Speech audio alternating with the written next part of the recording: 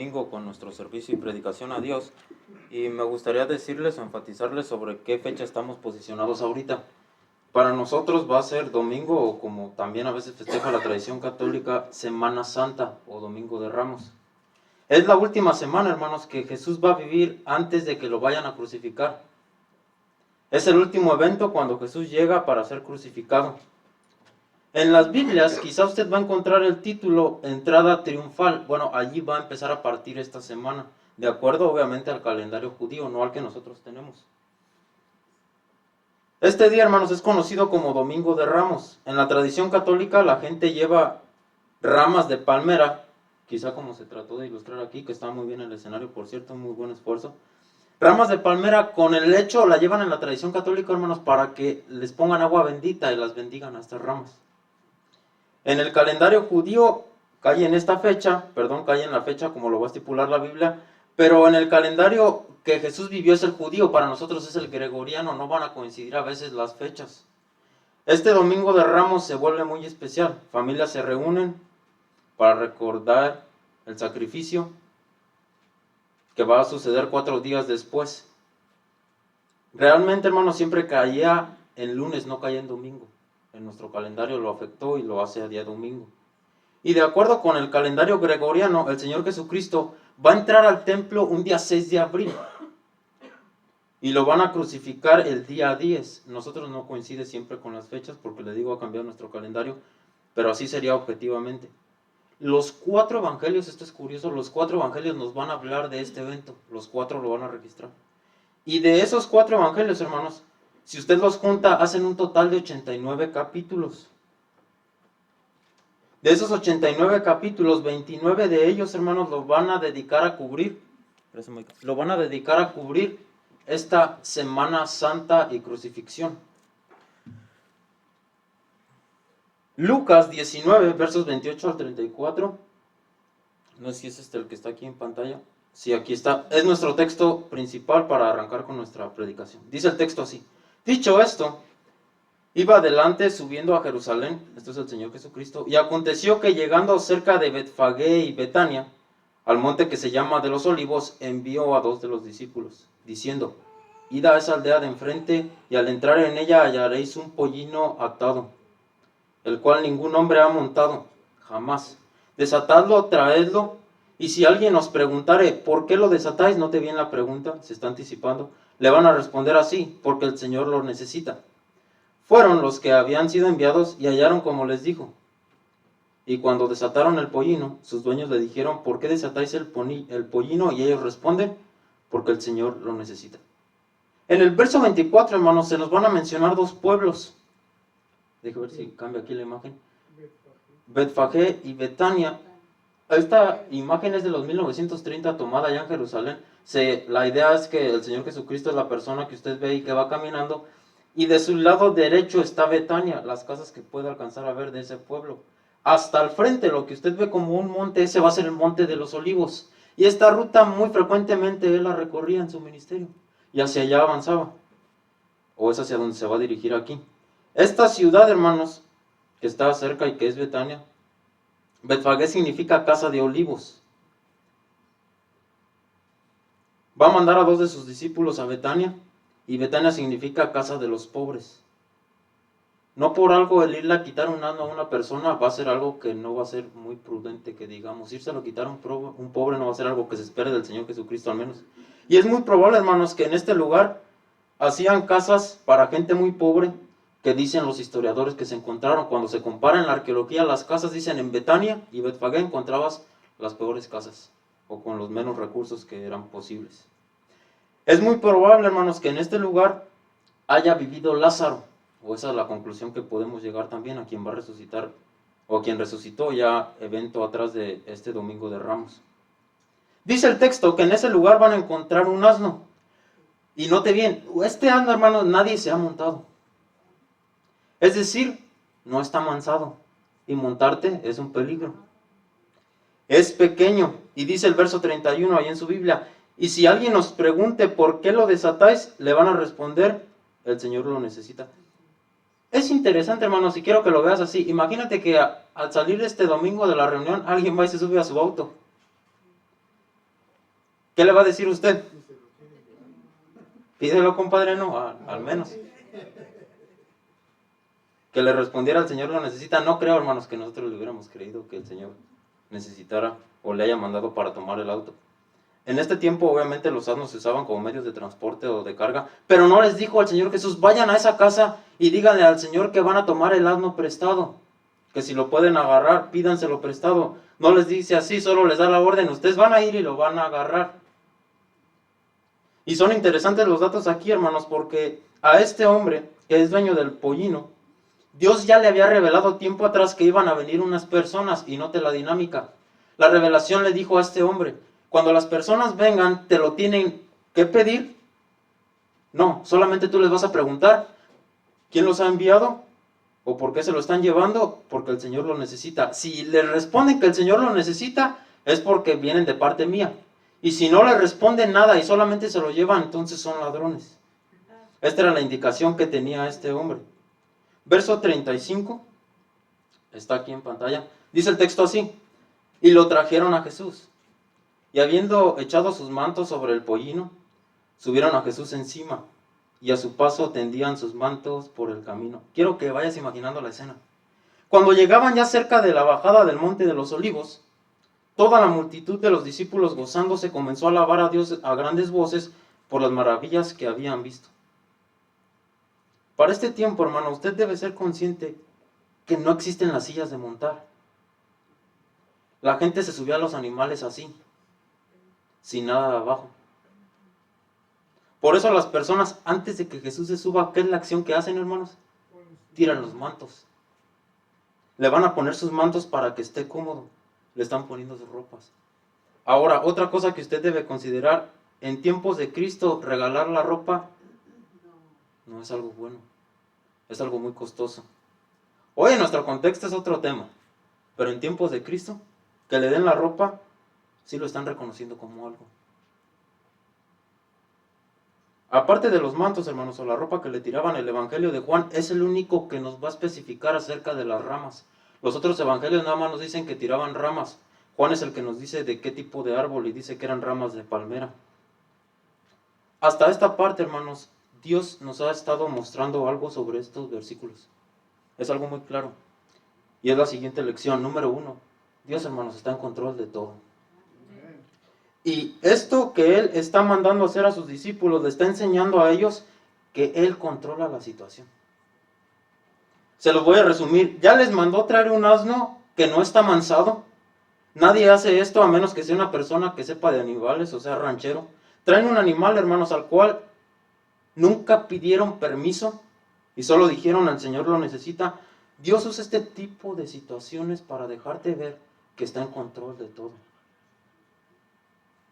Te voy a contar una historia, nos platicaba un profesor en el colegio. Dice Israel, o nos decía el salón más bien, cuando me inicié como predicador allá en Villa Unión, en Coahuila, recuerdo que la estación de gas en el pueblo estaba muy lejos para ir a traer gas a la casa. Entonces tenía un diablito y pues ahí ponía el gas y en ese me iba cuando se acababa. En una ocasión, una persona, un vecino de la colonia o del lugar me vio. Yo llevaba el diablito con el tanque de gas. Y dice que él me ve por la ventana y le habló a su esposa y le dijo, ven mujer, mira, llegó el predicador. Por traer la Biblia bajo el brazo, ve cómo sufre. Yo lo puedo llevar en mi carro que tengo y que está aquí al lado, decirle que suba su tanque, llevarlo hasta la estación, que lo llene, es más, yo se lo puedo pagar y llevarlo a su casa. Pero por andar prefiriendo predicar el evangelio, porque era lo que se dedicaba para ese entonces solamente, ve cómo les toca sufrir. Pasan 2 años, hermanos, y este hombre de casualidad llega a la iglesia donde el hermano predica. Acaba el sermón, le habla con muchas lágrimas en los ojos y le regala un auto que en ese tiempo solamente tenía 2 años atrás del que estaban cursando. Y le da las llaves y le dice, yo recuerdo en una ocasión cuando tú pasaste por nuestra casa y honestamente me burlé de ti porque predicabas. Dios ha movido mi corazón y creo que lo menos que puedo hacerte es darte este auto que tengo. Tengo otro, no te preocupes, pero creo que esto te va a bendecir. Dijo el hermano, Dios me dio una gran lección. Él está en control de todo, de todas las situaciones. Dice el texto, hermanos, verso 37. Cuando llegaban ya cerca de la bajada del monte de los olivos, La multitud de los discípulos, gozándose, comenzó a alabar a Dios a grandes voces por todas las maravillas que habían visto, diciendo: bendito el Rey. Fíjese cómo le aclama a la multitud, hermanos. Bendito el Rey que viene en el nombre del Señor. Paz en el cielo y gloria en las alturas. Esto hace la multitud. Pero note qué hacen los fariseos. Verso 39. Entonces algunos de los fariseos de entre la multitud le dijeron: Maestro, reprende a los discípulos, a los que le acaban de aclamar, dicen los fariseos, repréndelos. Y él responde y les dice: os digo que si estos callaran, las piedras clamaran. Los fariseos, hermanos, que están en contra de Jesús, le están diciendo: cállalos. Tú no eres el Rey. ¿Por qué permites que te aclamen si no eres el Rey? Dice Jesús, en pocas palabras: si ellos se callan, aún las piedras podrían testificar que yo soy. Hasta este punto, hermanos, que Dios nos está mostrando que Él está en control de todo, hay otra lección que rescatar aquí. Número 2. Jesús atrae más que la religión. Y el Evangelio de Juan, hermanos, nos narra el mismo evento, parte de donde se queda Lucas, y Juan va a continuar el evento. Juan capítulo 12, versos 12 al 13, dice el texto así, bajo este principio: Jesús atrae más que la religión. El siguiente día, grandes multitudes que habían venido a la fiesta, al oír que Jesús venía a Jerusalén, tomaron ramas de palmera y salieron a recibirle y aclamaban: Hosana, bendito el que viene en el nombre del Señor, el Rey de Israel. Esta multitud, hermanos, viene con un propósito especial a Jerusalén. Va a iniciarse la Pascua. Y es el propósito porque lo están visitando en Jerusalén. Y se han hecho cálculos, hermanos, sobre esta fiesta. Los estuve investigando con un historiador, se llama Josefo. Cálculos sobre cuánta gente aproximadamente podía venir a Jerusalén. Y hay registros, escuche, esto es muy interesante. Josefo, hermanos, este historiador judío, registra que en una Pascua, en tiempos de Cristo, los sacerdotes llegaron a matar 256,600 corderos.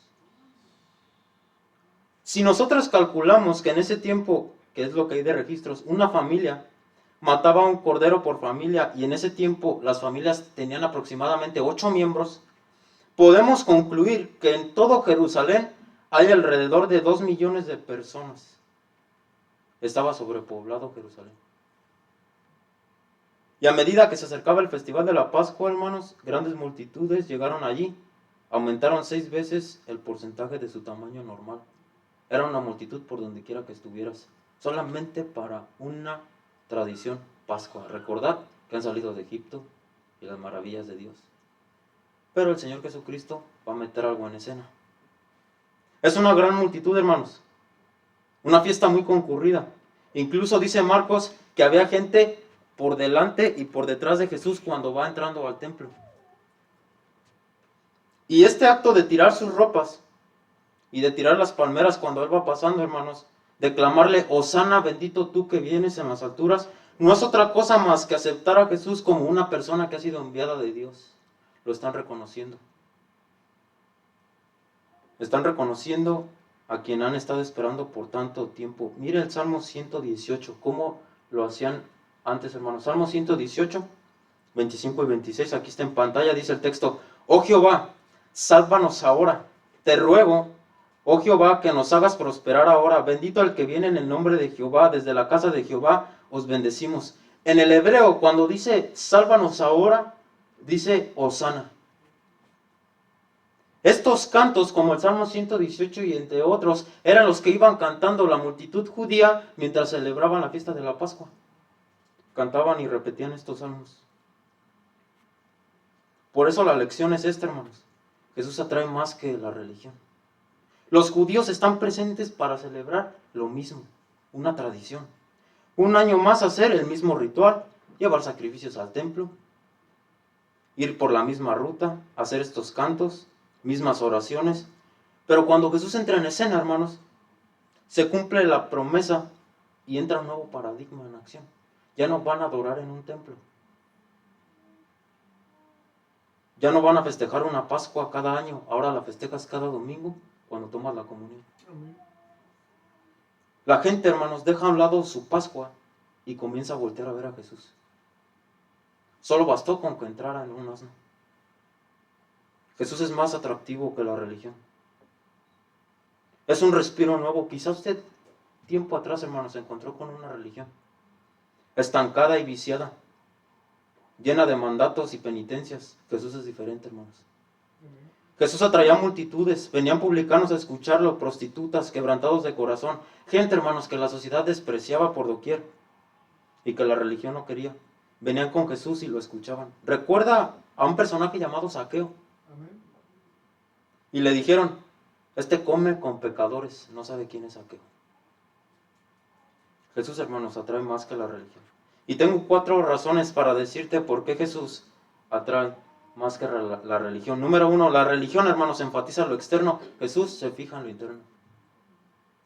Jesús decía, de la abundancia del corazón habla la boca, de dentro del corazón salen los buenos y los malos pensamientos. Se preocupaba por lo que era la verdadera persona, no por lo que decían de ella. ¿Ha descubierto usted, hermano, que cuando una persona viene y lo saluda en la iglesia, o sea, en otro contexto, y lo saluda muy bien, pero días después se entera que esa persona anda hablando mal de usted? Y llega el domingo otra vez y lo tiene que saludar. ¿Qué va a sentir usted? Un rechazo. No se espera eso. Jesús es alguien que apuntaba hacia lo interno, no a lo externo. Y esta es una diferencia entre imagen e integridad. Imagen es lo que la gente, hermanos, va a pensar de usted. Integridad es lo que usted es, quien es, sea con quien esté. Segunda razón, ¿por qué Jesús es más atractivo que la religión? La religión, hermanos, se trata de lo que no puedes hacer. En Jesús se trata acerca de lo que Jesús puede hacer por ti. Y la religión, ¿sabe usted que tiene muchas prohibiciones? Usted se mete a una religión y te dan una lista de lo que debes y no puedes hacer. Y usted llega a Cristo, hermanos, tal como está, con cargas, aflicciones, un matrimonio que quizá fue destruido, un pasado pésimo que quizá vas cargando. Y Jesús no te da una lista de lo que no debes hacer. El Espíritu Santo es quien te empieza a convencer de pecado, de justicia y de juicio. Nadie te tiene que andar supervisando. El Espíritu Santo trae convicción a tu corazón, pero lo tienes que dejar obrar. El hermano se puede acercar a decirte que quizás si estás obrando mal para que reacciones, pero no te tienen que andar supervisando. El Espíritu Santo, de acuerdo a la Biblia, convence de pecado, justicia y juicio. Amén. Y Jesús no te da una lista de lo que no puedes hacer. Es el Espíritu Santo quien te convence. Tercera razón. La religión coloca barreras, hermanos. Jesús derriba las barreras. Si nosotros nos trasladáramos 2000 años atrás en el tiempo, al templo de Jerusalén, lo primero que usted va a encontrar van a ser muchas paredes que le rodean y muchas bardas. Por ejemplo, las personas que no eran judías, este es un dato muy curioso, las personas que no eran judías podían ir solo hasta cierta límite del templo. Y si iban a encontrar una piedra, porque se han encontrado en la arqueología, que dicen, si no eres judío no puedes avanzar de aquí. Y si eres mujer judía, había otras piedras que tenían una restricción que le marcaban hasta dónde podían ir. Solo por ser mujer, aunque fueras judía, no podían entrar más allá. Había barreras, hermanos. Y la religión coloca barreras. Muchos viven su cristianismo así, como una religión. Jesús dijo, vengan a mí y los voy a hacer descansar.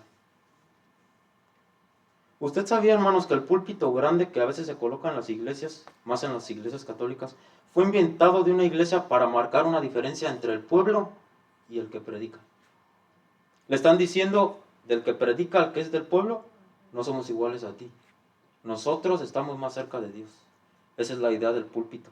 ¿O por qué lo pusieron? Marcaba una distinción. Lo que me gusta es que ni siquiera es bíblico. La vestimenta, hermanos, que incluso tenían los sacerdotes, tiempo atrás en el catolicismo, con el que presidían los cultos, les comunicaba lo mismo. Nosotros estamos acá.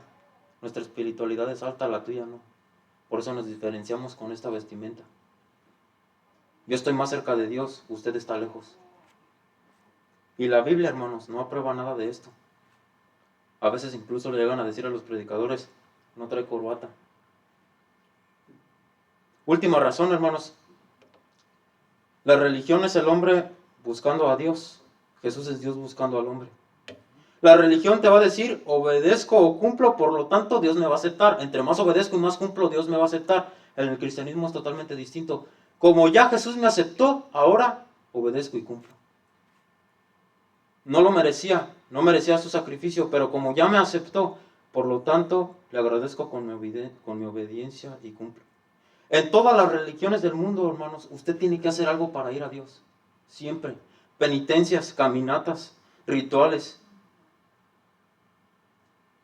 logros humanos, pero Dios hace el sacrificio por ti, para salvarte. No debes vivir tu cristianismo pensando que por tus obras sigue Dios aceptándote. No vivas así. Es una carga muy pesada tener un cristianismo así. Tú las estás haciendo porque estás agradecido con Dios. Amén. Por eso te levantas temprano un domingo. Por eso amas a tu hermano, aunque quizá no te saludó. Y si te pagó con una moneda que no esperabas y te hizo un mal comentario y lo sigues amando, tú lo estás haciendo porque alguien ya te está amando a ti y no lo mereces. Amén. No vivas pensando que tu mochila de buenas obras allá en el cielo se te va a pedir y te va a permitir la entrada al cielo. Así no funciona el cristianismo. Aceptaste a Cristo, ahora todas tus obras son por gratitud a Dios. Todas. Por eso tus obras demuestran cuán agradecido estás con Dios, hermano. Tus obras demuestran eso. No somos religiosos, el cristianismo no es religión. Yo me preguntaba, hermanos, ¿por qué algunos se sienten mejor con la religión? ¿Qué hace que estén ahí tan apegados? ¿Qué hace que se sientan mejor con la religión? Y encontré 3 razones. Número 1, la religión ofrece un método de medición. Más buenas obras, más cerca de ¿quién? De Dios. Más malas obras, más cerca del infierno. Y te ofrece este método de medir tu cercanía a Dios. Más sufrimiento, más Dios me va a conceder mi oración. Por eso voy a caminar tantos kilómetros de rodillas o hacer ciertos sacrificios. Más me sacrifico, más Dios va a perdonar mis pecados. Así se piensa en la religión. Segunda razón, hermanos, ¿por qué las personas se aferran a la religión? La religión nos da un sentido de superioridad. La Biblia, hermanos, nos cuenta que en una ocasión un fariseo fue al templo a orar y le dijo a Dios lo siguiente, preste atención. Doy gracias a Dios porque no soy como este publicano pecador.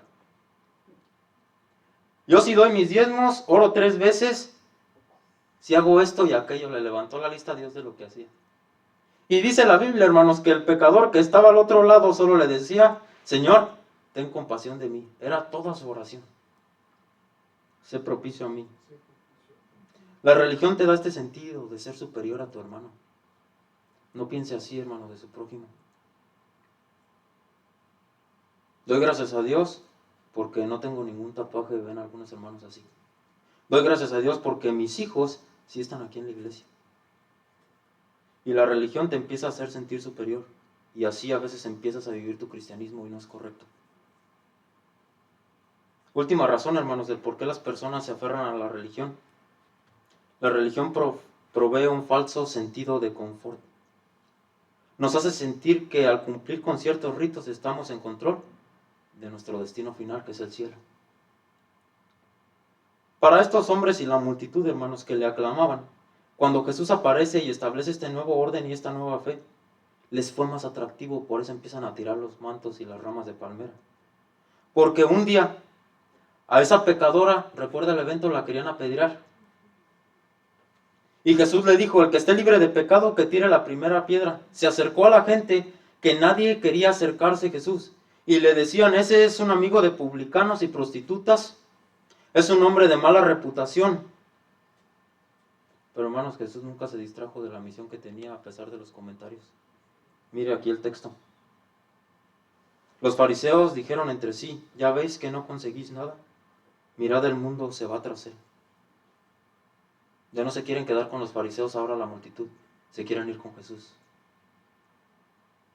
Se están yendo con Jesús. Fue el punto de inflexión, hermanos, para abrirnos el acceso a Dios. Estableció un sistema nuevo, no de rituales y cargas pesadas. Una fe y un amor. Tercera lección, hermanos, volviendo a nuestras lecciones. La escritura es más confiable que la opinión. Yo me preguntaba, y obviamente tenemos que resolver esto, no crean que se me escapó, ¿por qué tiene que entrar en un asno? Habiendo tanto animal en ese tiempo y como lo es ahora con nosotros, bueno, se han extinguido algunos, ¿por qué tiene que escoger un asno? ¿Por qué ese día que entra a Jerusalén lo hace en un asno y no quizá en un caballo o en otro animal?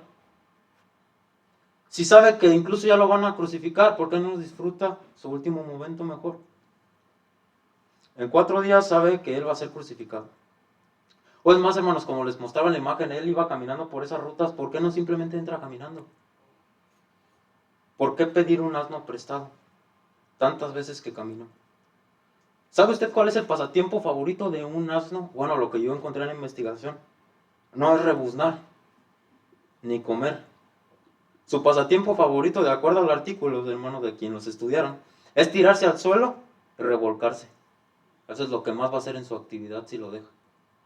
Tienen orejas muy grandes que les sirven para huir de distancias lejos. Ese es el punto de sus orejas. Y un dato interesante, ojo con este dato aquí, solo como dato extra.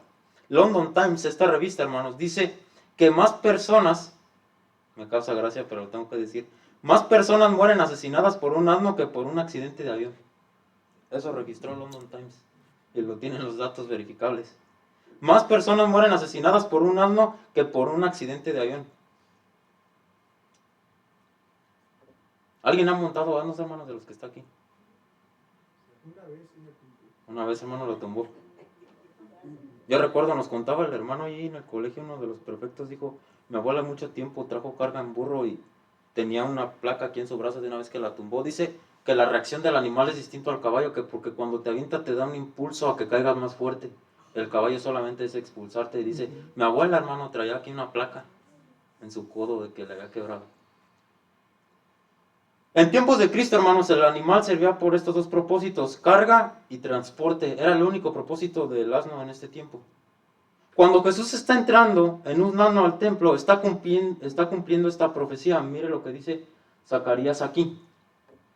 Alégrate mucho, esta profecía se cumple en esta Semana Santa. Alégrate mucho, hija de Sión.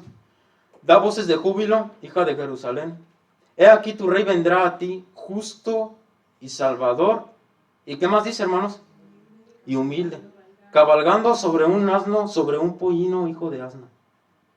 Esta profecía Zacarías la dicta 400 años antes de Cristo. Por eso mi punto es la escritura es más confiable que la opinión, hermanos. Cuando Jesús está entrando al templo en un asno, quiere mostrar un grado de humildad y decirte que el rey que estás esperando no es ese rey exuberante lleno de ropas y coronas, es un rey humilde. Por eso la profecía de Zacarías dice salvador y humilde, y con el asno lo está cumpliendo. Jesús cuando viene se cumple la escritura, y muchas veces, hermanos, nos damos cuenta que la Biblia es muy diferente de lo que nosotros pensábamos. Cada uno tiene su manera de pensar, su manera de razonar, su lógica muy humana, pero muchas veces nuestro pensamiento humano choca con la verdad de Dios, y voy a explicar lo siguiente. En el mundo antiguo, hermanos, los reyes que venían de una guerra triunfante van a montar caballos. Esto es lo que tenemos registrado en la historia.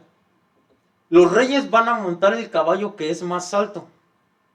Después de los reyes, en la parte de atrás van a venir los generales. Y en ese tiempo los caballos se medían por palmos. 1 palmo, 2 palmos, y así medían la estatura del caballo. Detrás de los generales van a venir los soldados.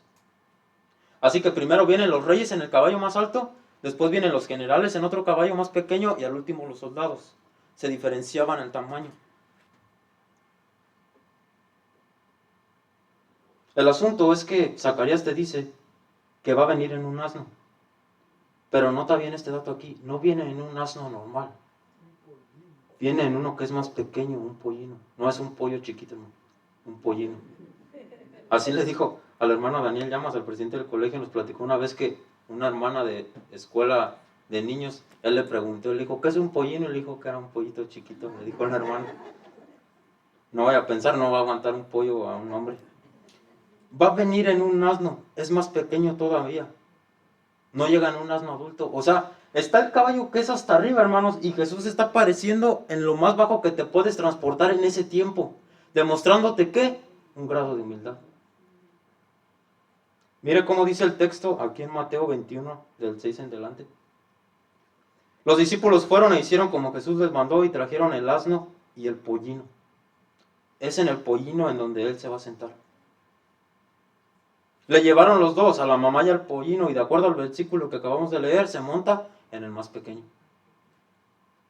Yo me imagino, hermanos, la escena triunfal de Jesús al templo, que incluso sus propios pies era muy probable que le fueran arrastrando.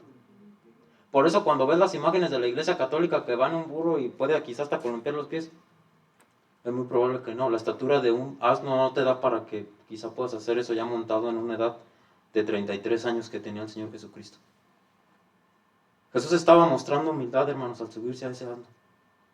Por eso la Escritura es más confiable que la opinión. Fíjese, hermano, de lo que dice la Escritura. Vaya a la Biblia y vea lo que Dios le está diciendo. No se sustituya la Biblia por el pensamiento humano. La única fuente de confianza que usted tiene a su alcance siempre para cualquier problema es la Escritura. Un día, y andando en esto que es la opinión, hermanos, un día le preguntaron a Jesús, sus discípulos, Jesús les dijo, ¿quién dicen que soy yo? Y mire las opiniones de la gente, le dijeron, unos dicen que eres Juan el Bautista, otros dicen que eres Elías, otros dicen que eres Jeremías o alguno de los profetas. La gente tenía diversidad de opiniones sobre esto. Otras personas decían, hermanos, que Jesús estaba loco y que tenía demonios. No se fije en la opinión humana. La Escritura es la fuente confiable. Pedro le dijo a Jesús, tú eres el Cristo, el Hijo del Dios viviente. Última lección, hermanos, para ir terminando. Número 4. Ser un seguidor de Jesús es más importante que ser un espectador. Y no quiero que te confundas con lo que voy a decir, pero ser seguidor de Jesús, hermanos, es más importante que decir que crees en Jesús. 4 veces más aparece la palabra discípulo, que significa seguidor, que la palabra creer en el Nuevo Testamento. Uno puede creer en Jesús sin seguirle. En este punto, hermanos, voy a hablar de 4 personas que aparecen en este texto bíblico que Juan nos va a mostrar. Y son 4 grupos diferentes de personas que presenciaron la entrada triunfal de Jesús. No sé si los notaste, pero ahorita voy a ser específico en ello. Son 4 grupos que nos dan una gran lección. Primer grupo que aparece en la escena, hermanos, los discípulos. Mira el texto. Estas cosas no las entendieron los discípulos al principio, pero cuando Jesús fue glorificado, entonces se acordaron que estas cosas estaban escritas acerca de él y de que se las habían hecho. Cuando Jesús va entrando al templo, está este primer grupo, los discípulos, presenciando la escena. Son los discípulos de Jesús. Segundo grupo, hermanos, presente en la escena, los testigos que estuvieron presentes en la resurrección de Lázaro. Mira el texto. Y daba testimonio la gente que estaba con él cuando llamó a Lázaro del sepulcro y le resucitó de los muertos. Ya van 2 grupos en esta escena que están presentes. Este evento de Lázaro cuando lo resucita está fresco. Es lo que se está hablando en el día. Lo acaba de hacer hace unos pocos días. Tercer grupo, hermanos. Los que escucharon acerca de la resurrección de Lázaro. O es decir, oyeron por testimonio de los que estuvieron presentes y aceptaron lo que Jesús hizo con Lázaro. Por lo cual, dice el texto, también había venido la gente a recibirle porque había oído que él había hecho esta señal. ¿Cuál señal? La resurrección de Lázaro. Era la plática de ese día. Hubo gente, hermanos, que estuvo en Betania cuando lo resucitó de entre los muertos y testificaron ese milagro. Y usted, hermanos, a veces es como cuando no ve un accidente, pero después llega el hermano el domingo y le dice, ¿sabe qué? En el 35 pasó esto. Y usted no estuvo ahí, pero lo cree porque la persona estuvo presente.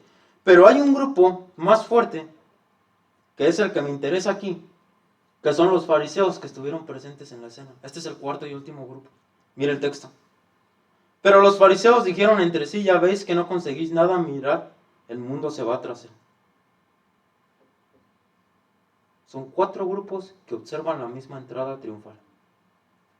Vieron a Jesús, vieron el asno, escucharon sus palabras y fueron testigos. 4 grupos.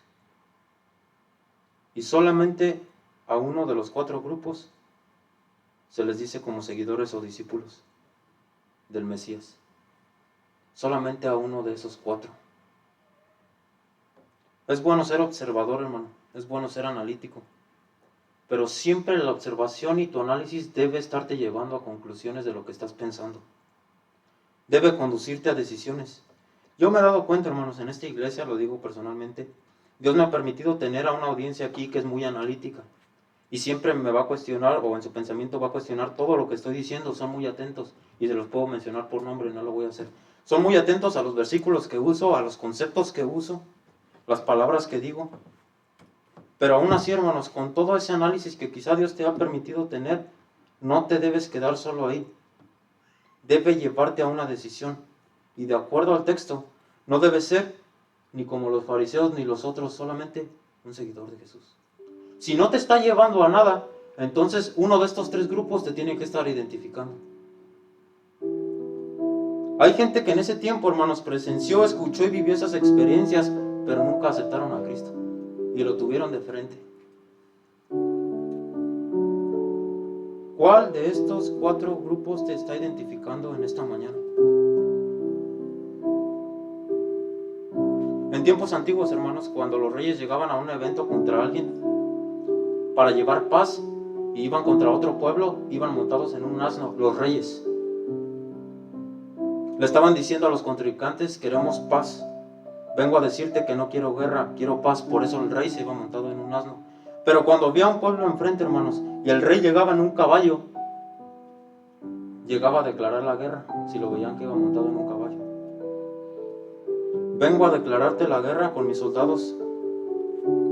En este lugar empezará una nueva guerra si el rey se les aparecía en un caballo.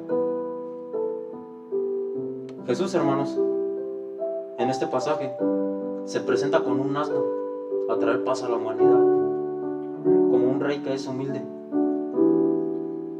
Pero no se va a quedar ahí, hermanos. Él también va a venir, no solamente a traer paz. Apocalipsis narra lo siguiente, y quiero terminar con esto. Apocalipsis narra la entrada de Jesús otra vez. Ya no va a ser en un asno. Mire lo que dice Juan. Entonces vi el cielo abierto, es decir, Juan en esa isla, en Patmos, ve cómo los cielos se abren y empieza a darse cuenta que el fin de los tiempos viene. Y dice: cuando yo estaba ahí, en Patmos, vi el cielo abierto y aquí un caballo blanco. Ya no es un asno. Ya no hay manto sobre el asno, va a ser un caballo. Y el que lo montaba se llamaba Fiel y Verdadero, y con justicia juzga y pelea. Ya no va a ser paz. Cuando venga por segunda vez, hermanos, cuando muramos y vayamos a la tumba, ya no habrá propuesta de paz. No se va a presentar en un asno, viene en un caballo, de acuerdo a Apocalipsis, y viene a traer guerra y juicio. Dice el verso 12: sus ojos eran como llama de fuego, y había en su cabeza muchas diademas. Sus ojos de fuego te está hablando que trae juicio, y sus diademas que ya viene como un rey que está triunfando. Y tenía un nombre escrito que ninguno conocía sino él mismo. La Biblia nos dice, hermanos, que en el cielo vamos a tener un nuevo nombre. Ya no voy a ser Israel, allá me pregunta cómo me va a poner. Verso 13: estaba vestido de una ropa teñida en sangre, y su nombre es el Verbo de Dios. Y los ejércitos celestiales, vestidos de lino finísimo, blanco y limpio, le seguían en caballos blancos. Estas son las miriadas de ángeles que él trae como su ejército. Millares y millares y millares van a venir con él. Verso 15: de su boca sale una espada aguda para herir con ella a las naciones, y él la regirá con vara de hierro. Y él pisa el lagar del vino del furor y la ira del Dios Todopoderoso. Te está hablando de juicio, Juan. Último verso: y en sus vestiduras y en su muslo tiene escrito este nombre: Rey de Reyes y Señor de Señores. Ahorita Jesús, hermanos, sigue sobre este asno, trayendo paz a las vidas y los corazones, diciendo que vino a morir, y Él quiere darte esa paz al corazón.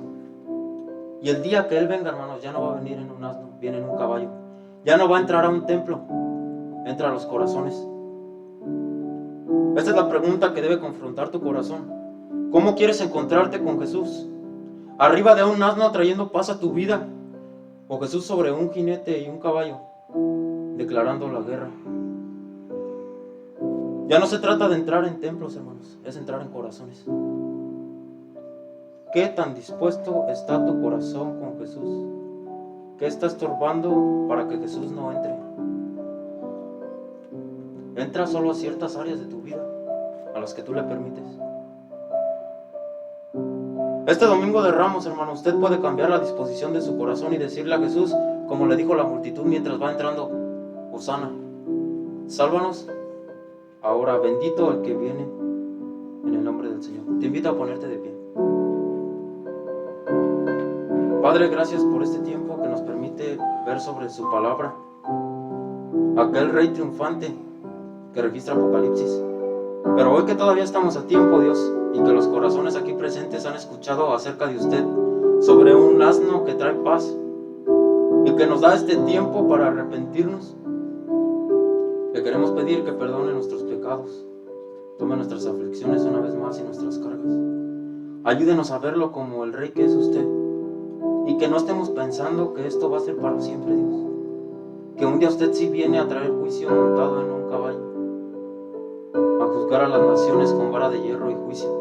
Un juicio muy fuerte, del que quizá vamos a quedar expectantes, no vamos a quizá poder entenderlo, pero usted va a estar presente y vamos a poder confiar en que un día sobre esta tierra, Dios, le aceptamos.